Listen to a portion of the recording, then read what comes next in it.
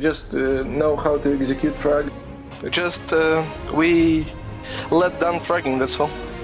Because he's better than Fabian, you know, he is the best player in the world. By Cantor Ketty, and the Russian from Blue Bar. Goga gets one from behind his joystick. No way! Perfectly positioned. Only 2 remaining members. There's Kanto, but he loses it to Karzeka Scyther as their Empire equalizes. How does that even happen? Where do they come from? Of course, we love you all, our team. All of you guys are the best. We love you so much. That's all. We'll give Dan the information. Oh, he takes one down! Oh! And a new Empire will rise! And the dynasty has fallen for now, but a new one rises. Team Empire.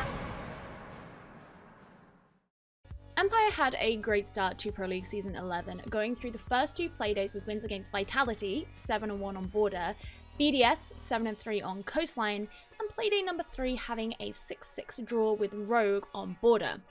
At this point, they were sat at the top of the standings in EU. However, it was on Playday 4 that they had an uncharacteristic run-in with Fours, one of the lower-ranked teams and their CIS counterparts in the league.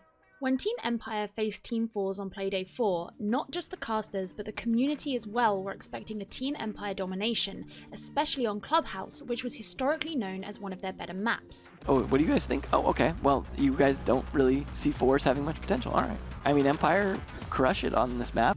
Part of Fours' success came from focusing on slowing Empire down in their droning and pushes, as well as ensuring their site holds were firm and hard to challenge. And after round 2, wherein Empire were happy to move forward and in on the bomb side, but found themselves caught out by a combination of Shockwave C4 from CCTV with Pasha on a flanking Valkyrie rotating through the logistic office through Jim, Empire started playing a little bit more conservatively and it just didn't work out. In round 3, most of Empire's gameplay involved sitting outside, preparing for an attack that was seemingly never going to happen.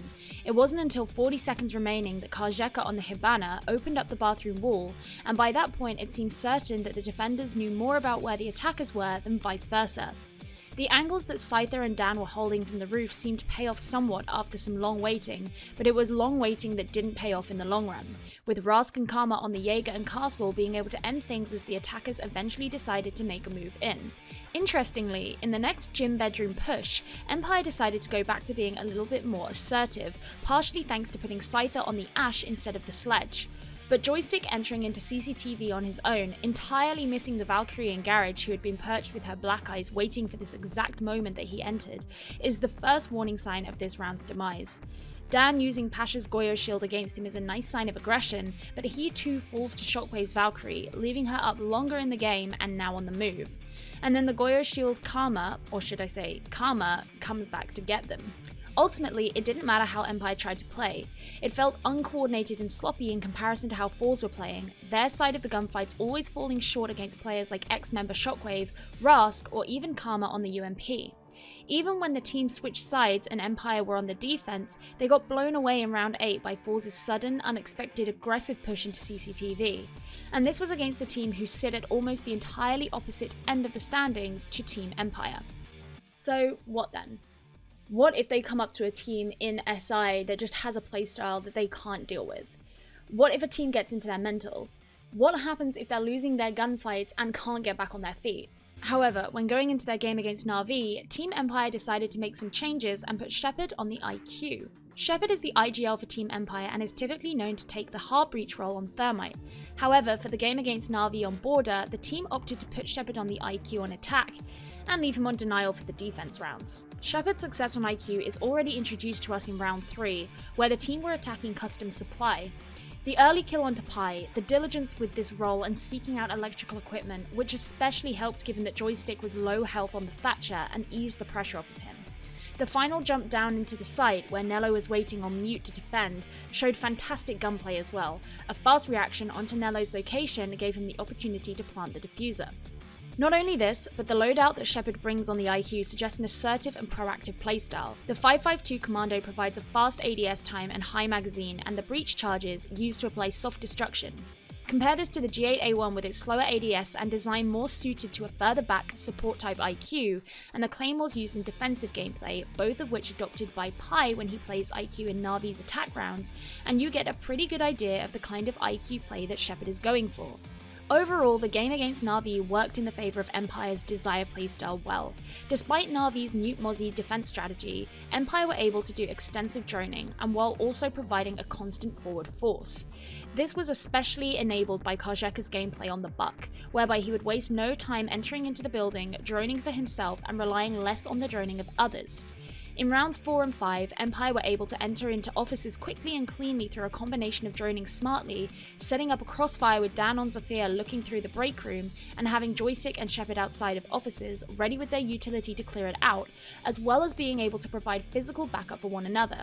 Compare this with their messy pacing, hesitation to enter the building, and getting caught in enemy crossfires that they experienced against Force on Clubhouse, and it's like watching a whole different team. Looking at their defense, we see once again smart pinches formed while also draining the utility of the enemy team. In round 7, Shepard situated himself as mute in Fountain, and it became the job of Citizen on Ashe to clear him out. A sweaty situation for Shepard potentially, as not only does Ashe carry those threatening breach rounds, but also Citizen is a fantastic fragger, and not the person you want to be facing off on a 1v1 with, especially not after you've just seen him down 2 of your teammates. After Citizen uses a stun grenade and Shepard responds with his last C4, Citizen rushes to take the kill, but doesn't win the gunfight against the SMG-11. This means now that as Saves moves in towards the bomb site and Kendrew follows him up, there is a mute loose who Na'Vi were expecting to be off the map by now, and when Saves goes down, this puts Kendrew in an impossible scenario, an Echo in front of him, a mute behind. A round win achieved by Empire forcing Na'Vi to use time and resources on just one of their players, and then trapping the remaining members of Na'Vi who were not planning for Shepard to have survived that scenario.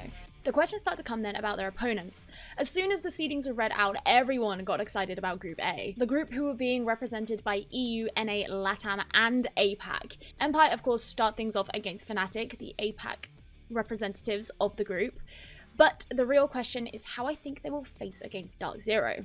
While Dark Zero are currently standing at a higher place in the NA Pro League standings comparatively to where Empire are in the EU standings, their track record at live events has been less impressive than their CIS opponents, having come second to Na'Vi in the Pro League Season 10 finals and 5th to 8th place in the USN Nationals just a month later. The USN Nationals?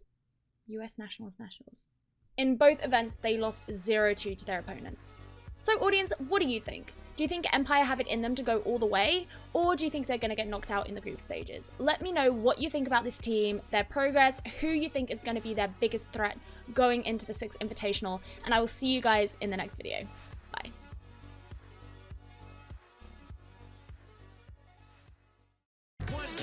I'll just say may the best win.